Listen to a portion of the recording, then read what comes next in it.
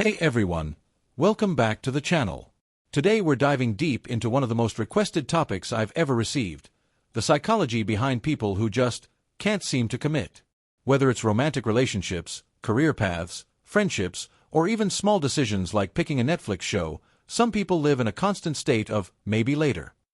If you've ever dated someone who keeps you in limbo, or if you recognize this pattern in yourself, this video is for you. We're going to unpack the root causes, the hidden fears, the childhood patterns, the attachment styles, and most importantly, what actually helps people move past this. So grab a drink, get comfortable, because we're going deep. Let's start with the obvious question. What do we even mean by struggle to commit? It's not just ghosting or cheating. It's deeper than that. People who struggle to commit often say things like, "I'm just not ready," "I need more time," "I don't want to lose my freedom," or the classic, "It's not you, it's me." They can be incredibly loving, affectionate, and present, until the relationship starts asking for exclusivity, future plans, or emotional depth. Then suddenly they pull back, get distant, or self-sabotage. So why does this happen? Let's look at the 5 biggest psychological drivers. Number 1. Fear of abandonment masked as fear of commitment. This one is sneaky. On the surface, the person looks like they're afraid of being trapped. But dig a little deeper, and very often what they're actually terrified of is being left. They think, if I fully commit and let this person in, I'm giving them the power to destroy me when they eventually leave. So they keep one foot out the door as a defense mechanism. It's preemptive self-protection. This almost always traces back to early childhood experiences. Maybe a parent was emotionally unavailable, or there was a painful divorce, or someone important disappeared from their life suddenly. The child learns, love equals pain. Getting close means getting hurt. As adults, they crave connection, but the moment it feels real, their nervous system screams danger, and they run. Number 2. Anxious avoidant attachment, also called fearful-avoidant. If you've been in the dating world any time in the last 5 years, you've probably heard of attachment theory. Most people who chronically struggle to commit have a fearful-avoidant attachment style. These are people who simultaneously want intimacy and fear it. They had caregivers who were unpredictable, sometimes loving, sometimes scary or absent. So they never learned that relationships can be safe and consistent. As adults, when someone gets too close, their avoidance kicks in. But when someone pulls away, their anxiety kicks in and they chase. It's emotional whiplash, for them and for whoever's dating them. You'll see this play out in push-pull dynamics. Hot and cold behavior, intense honeymoons followed by sudden withdrawal, saying, "I love you" one week and "I need space" the next. It's not manipulation, at least not consciously. It's a traumatized nervous system trying to regulate itself the only way it knows how. Number 3. Unrealistic ideals and the paradox of choice. We live in an era of endless options. Dating apps have turned partners into commodities. Social media shows us highlight reels of everyone else's perfect relationship. Many people who can't commit aren't afraid of commitment itself. They're afraid of committing to the wrong person and missing out on someone better. Psychologists call this maximizing behavior. Maximizers want the absolute best option, so they keep searching even when they've already found something great. Studies show that maximizers tend to be less happy in relationships, even when they do finally settle down, because they're haunted by what-ifs.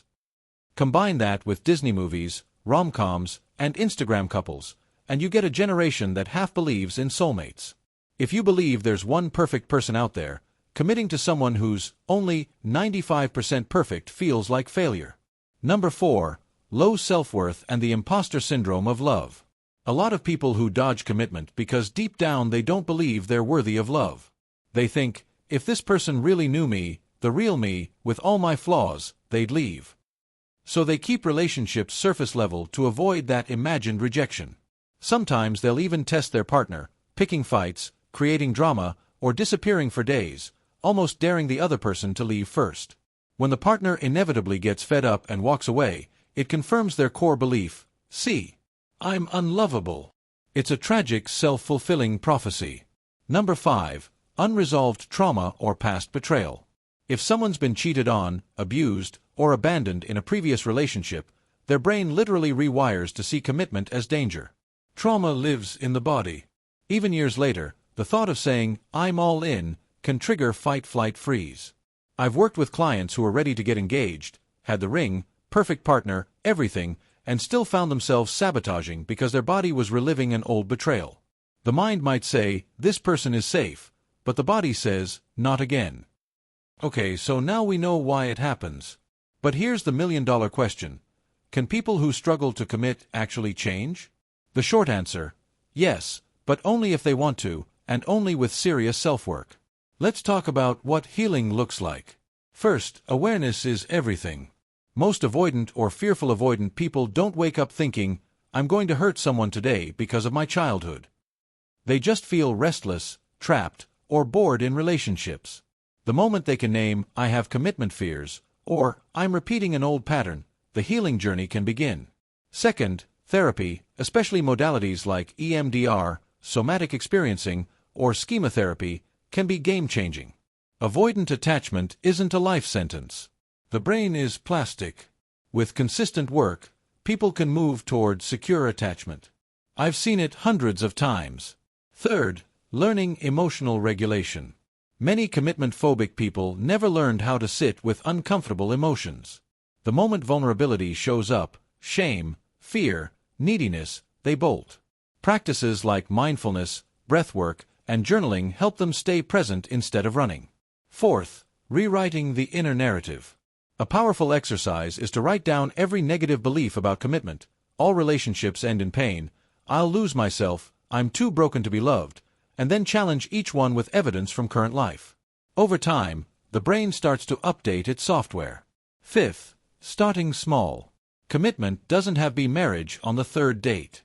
It can be as simple as committing to texting back within a day, or planning a trip 3 months from now, or saying, "I'm choosing you today," even if forever feels scary. Small consistencies rebuild trust, both in self and in others. Now, a quick word to those of you dating someone who struggles to commit. I know it's painful. I know you're wondering, if they loved me enough, they'd just choose me. But here's what you need to know. You cannot love someone into security.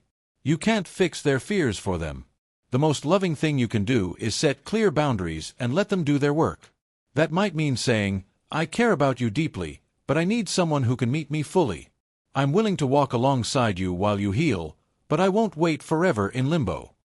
Secure people don't chase. They invite others to rise. And if you recognize yourself in this video, if you're the one who runs when it's real, please hear this. Wanting connection but fearing it doesn't make you broken. It makes you human with wounds. There is nothing wrong with you that can't be healed with courage and support. You deserve to love and be loved without one foot out the door. You deserve to build something that lasts. But it starts with turning toward the fear instead of away from it. So here's my final thought. Commitment isn't the enemy of freedom. Real commitment, the secure kind, actually creates freedom. When you know someone has your back, you're free to be fully yourself. You're free to take risks, to grow, to dream bigger, because you're not alone. The people who've done the work to heal their commitment fears don't describe love as a cage. They describe it as coming home. So whether you're watching this because you love someone who can't commit, or because you are that someone, I hope this brought some clarity, some compassion, and maybe even some hope. If it did, let me know in the comments. Which of the 5 reasons resonated with you the most? And if you're struggling with this, you're not alone. Drop a heart or a simple "me" below. Sometimes just admitting it is the first step.